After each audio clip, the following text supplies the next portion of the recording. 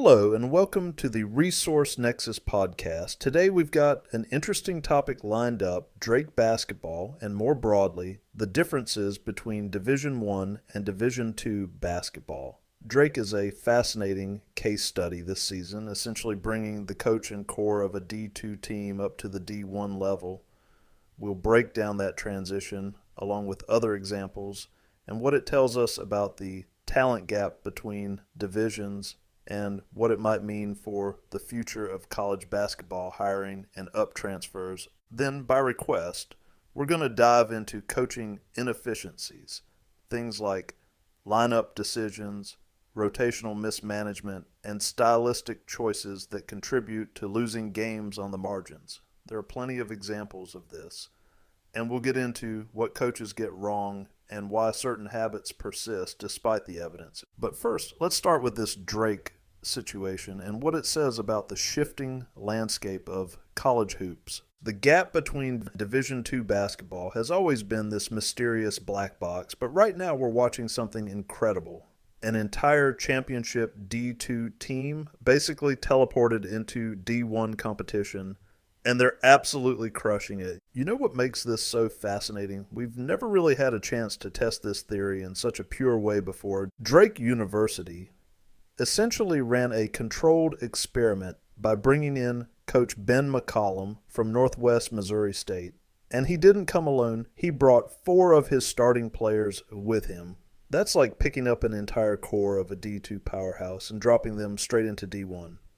And the results so far are pretty mind-blowing. I mean, they're 26-3 with wins over established D1 programs like Vanderbilt, Kansas State, Miami, and FAU. That's not just competing, that's dominating. You know what's really interesting about this? The historical data from Massey Ratings shows that elite D2 teams have often been ranked surprisingly high among all college basketball teams. Like Nova Southeastern was ranked 64th last year across all divisions, and Northwest Missouri State, McCollum's former team, was ranked 66th back in 2019.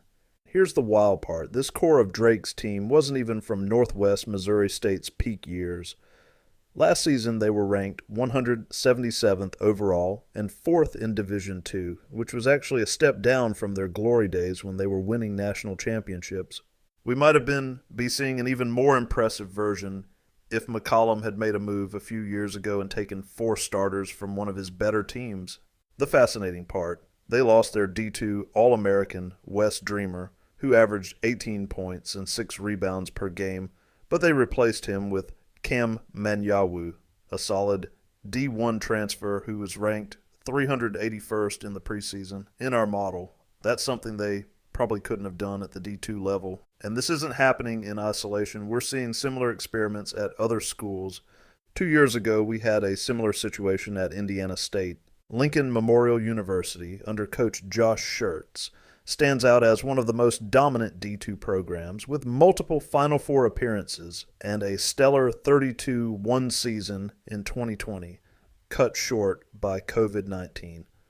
Schertz's move to Indiana State has further connected the D2 and D1 narratives. Indiana State's roster that season reflected the core of LMU's success, with former Lincoln Memorial stars Courvoisier McCauley, Cameron Henry, and Xavier Bledson leading the team alongside several other D2 transfers. McCauley was a D2 All-American who averaged 20 points per game. This group has effectively reformed the peak LMU lineup under Schertz. In a D1 setting, achieving a 100th ranking on KenPom that season demonstrates how a top D2 team potentially could thrive in D1 when retaining its core players and recruiting similarly. The team's success provides a compelling case study for how a dominant D2 program like the Lincoln Memorial might have performed had it made a direct leap to D1 competition and was effectively the precursor to what McCollum is doing at Drake, although he had to get McCauley after he made a stop at DePaul first. Cal Poly brought in Mike DeGeorge from Colorado Mesa, and he brought 4 players with him from a team that went 29-5 and made the Division II Sweet 16. Then you've got Paul Corsaro at IU Indianapolis, bringing players from his successful D2 program at Indianapolis. Though those transitions haven't been quite as complete as Drake's, however.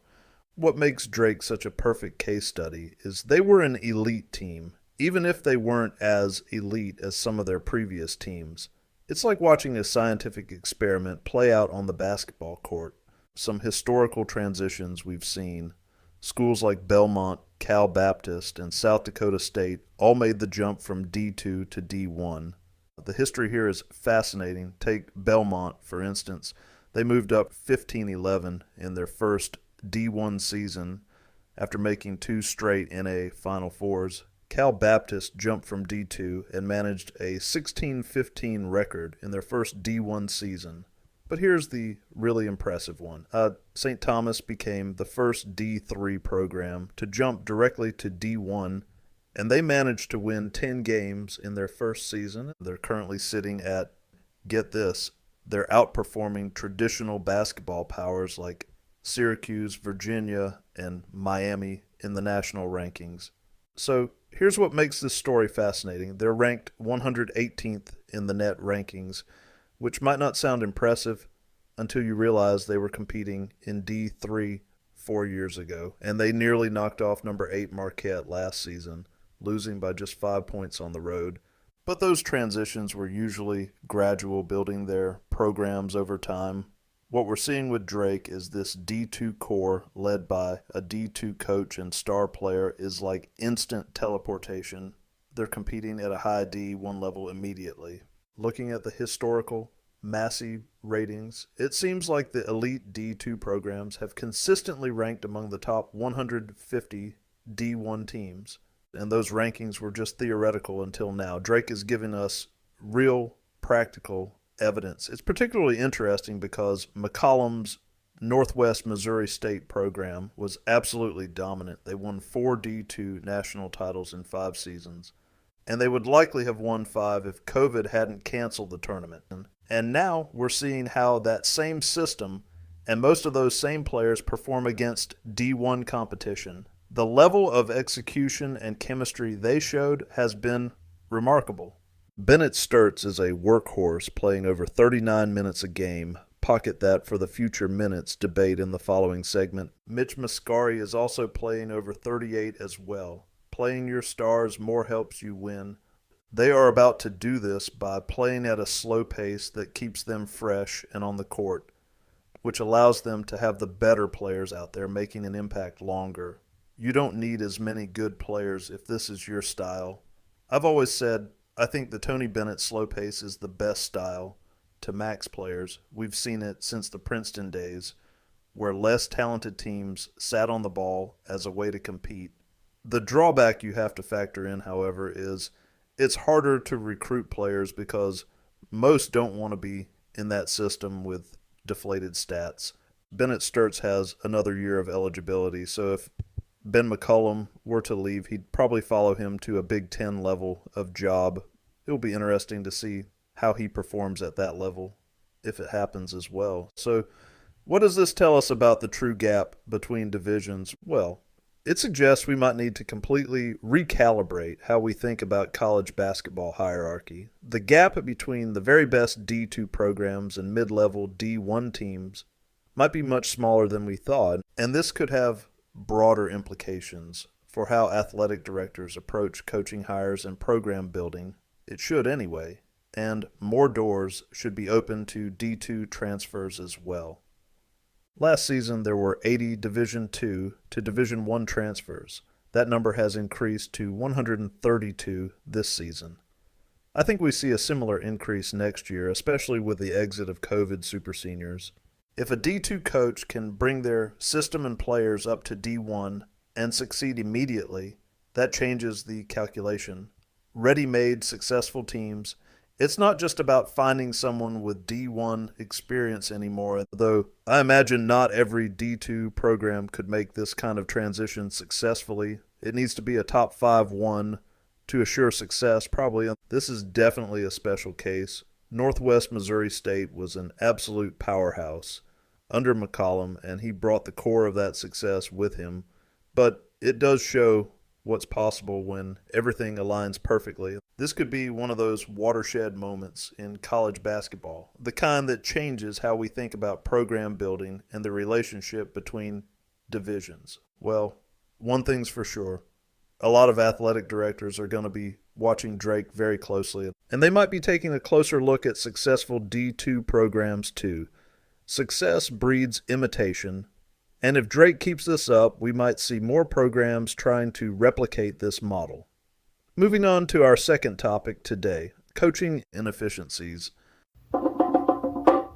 We're breaking down some of the biggest coaching inefficiencies I see. Those little avoidable mistakes that lose games on the margins. From bizarre rotation choices to overthinking foul trouble, we're diving into the low-hanging fruit that coaches somehow still manage to mess up. Last week I watched a team I've seen a few times this season, and I couldn't believe what I was seeing. Two of their best players, both averaging around 18 points and 7 rebounds per game, were coming off the bench in the same game. Not only that, but both had a PERs around 25, making them easily the stars of the team and two of the top statistical players in the entire conference. I won't call this coach out directly here, but one of them dropped 15 points in 26 minutes. The other, he went off for 28 points on just 15 shots, grabbed 10 boards, and even hit the game winner in a 1-point road win against the 225th ranked team. You'd think that kind of performance would warrant heavy minutes, right? Well, he did play 33 minutes. But here's the kicker. He only got there because the coach played him each half without a single rest break. And that's what happens when you bring a guy in 3 minutes into the half or wait for the first media timeout. To get him to 33 minutes, you have to keep him in the whole time. But here's the issue. If you start him instead, you can actually manage his minutes better. Give him a solid 3 or 4 minute breather of game time action about 10 minutes into each half, keeping him fresh for crunch time. You just wasted that rest break by bringing him off the bench and then playing him 17 minutes straight. It's just a complete mismanagement of maximizing your best player's abilities. And then there's the other side of it.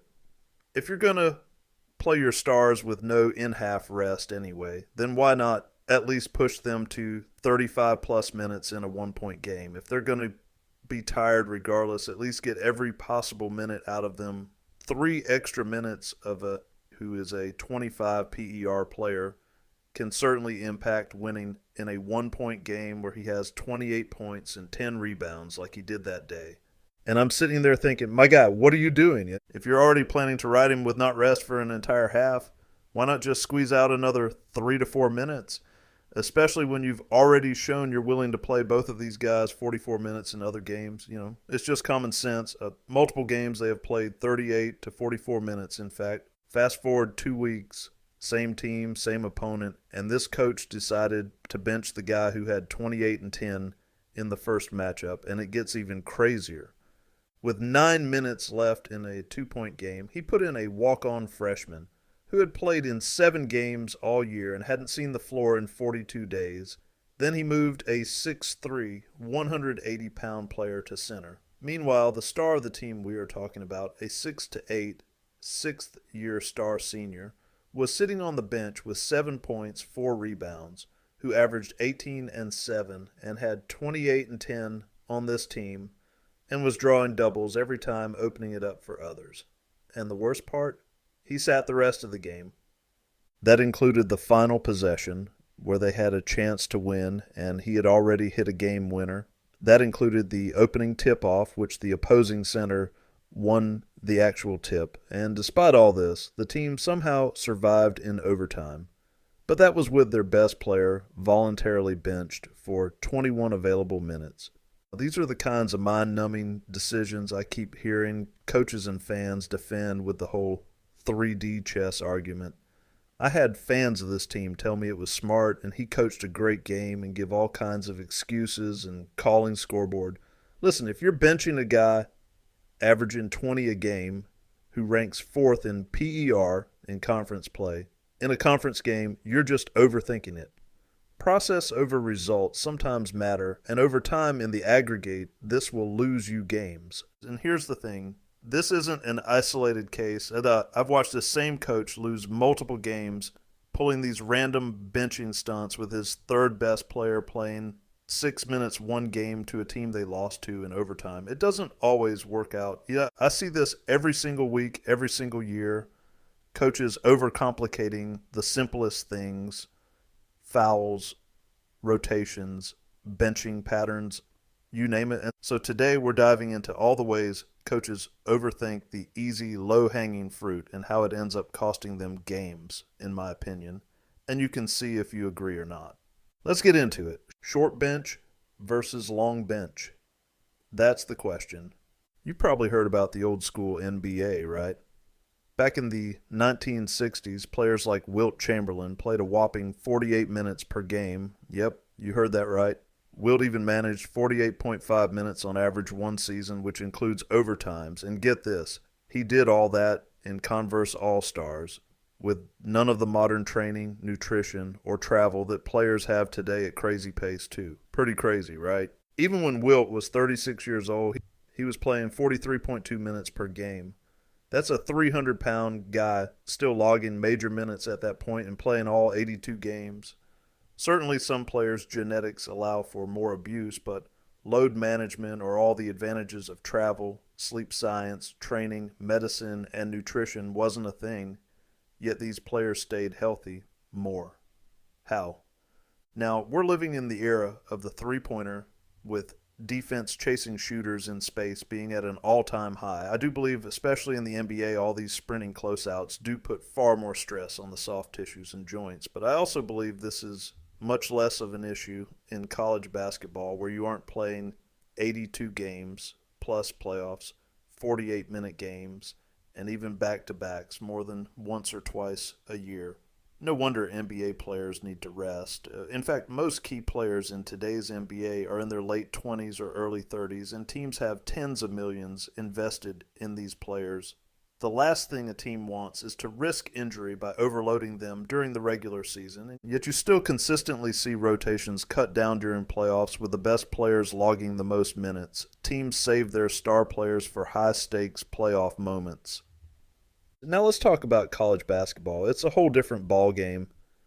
College players are typically between 18 and 22 years old, playing on a 40-minute clock with a 30-second shot clock. And unlike the NBA, they only play about 35 games a season. That's nowhere near the grind of an 82-game NBA schedule. In conference play, that usually means 2 games a week, with a bye or 2 sprinkled in. They're young, they play fewer games, and the pace way slower, far fewer possessions. These players are still developing their skills, and even though NIL has brought in the money, coaches are under more pressure than ever to maximize the talent they have right now. That's why playing their stars heavy minutes in the regular season just makes sense. We're literally talking about 5 to 10 extra minutes per week. In an entire week, how much impact can you get out of, say, Zach Edey? Play him 33 minutes as a junior instead of 19 as a sophomore, and with the same 40 PER statistical impact, the difference is massive. He always could have played more minutes and been just as dominant. Studies like the Millsap doctrine show that most players actually perform better when they're not looking over their shoulder, worried about getting yanked. More minutes mean more rhythm, more time to get warm. Even if a star player starts slow, if you know they're operating at a 25 to 40 PER level, you leave them in the game. Because how many times have we seen a guy go on a 10-point scoring run out of nowhere? And you play those odds over a backup all day long. Let's talk about Coach K. He was famous for playing his best players heavy minutes, even on the big stage. Look at Duke's 1991 to 1992 team, or their 2015 championship squad. Coach K typically didn't rely on deep rotations. His players often played 30-plus minutes per game, and the strategy clearly paid off. It wasn't just about stamina or conditioning. Chemistry played a big role, too. When you have fewer guys on the court, they build a connection and understand each other's movements much better. That's a huge advantage, especially in big games. Here's the thing. Team chemistry is often overlooked. When you play a deep rotation, you risk sacrificing that connection. Just look at UNC's 1993 to 94 team. They brought back most of their squad, including the stars from their championship run, but struggled to find cohesion while trying to incorporate a stud freshman class of Jerry Stackhouse and Rasheed Wallace. They went 10 deep and tried to play them all, and it cost them. They got bounced in the second round of the tournament, even though they were a more talented team undoubtedly. Fast forward to 1995. They tightened the rotation, rolling with 7 players, including a walk-on, out of necessity, and made it all the way to the Final Four. Fewer players meant better chemistry, and it showed. That realization made an impact on me in my formative years. Sometimes less really is more, and chemistry matters. Rick Pitino's 1995 to 96 Kentucky team took a different approach. They went 10-plus players deep, and it worked wonders for them. They won the national championship, but their style of play was completely different from Coach K's. Pitino's system was built on speed, pressing every possession, running teams into the ground. Now, while that worked for his system, I still believe a shorter bench often leads to better results when the goal is chemistry and maximizing talent. At the end of the day, Pitino was trading All-American minutes from Tony Delk, only playing him 26 minutes, to make room for the 11th man, Allen Edwards. Sometimes you're so good it doesn't matter, but let's be real. This isn't the way to maximize domination. It's also a recipe for getting upset from time to time. And then there's the tournament factor. When it really matters and you suddenly need your best guys playing 35 minutes a game together when you're getting push, are their chemistry and conditioning at max levels? Probably not. So, here's the final thought. Is it better to have a shorter bench or a longer one? Well, for the NBA, a deep bench with lots of rest makes sense, but for college, playing your best players more often is usually the smarter route. It maximizes talent, builds chemistry, and ensures you're ready for those big moments, in my opinion. Some of these teams that have success with 2 star players logging 19 to 24 minutes per game, they're doing it despite themselves. And while Kentucky can get away with it, they're not really maxing out their actual superstars. School like Samford, they'll never be able to do that. And this whole play 10 guys under 25 minutes style will always mean they need to recruit a whole lot more good players to be successful. In the NIL era, over time, I think that strategy's a loser. I know you're probably better off investing big money into 3 or 4 really good players, playing them 35 minutes a game, and squeezing every bit of value you can get out of them. That you don't do that by trading minutes that your second best player could play for the 10th best guy on the roster. You just don't. Now, we're running a little long, but I was going to dive into coaches who sit players with 2 fouls for an entire half. But honestly, I think my audience is smart enough to understand how ridiculous that is. It's a self-fulfilling punishment. You sit a player assuring you'll lose out on minutes all because you're scared he might foul out and not be in the game. But that's exactly what you're trying to avoid. It's one of the most mind-numbing strategies, especially when players usually go home with a foul or 2 to give.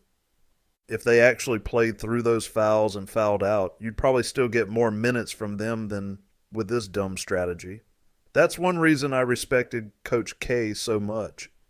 I once heard him say that one of the things that made him successful was letting players play through fouls and learn how to do it.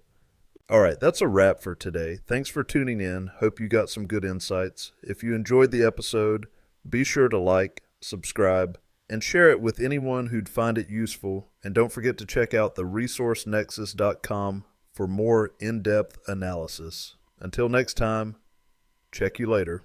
Cool. Guess we'll see you around. All right, check you later. Bye. Wait, man, why are you always such a dork, man? What are you talking?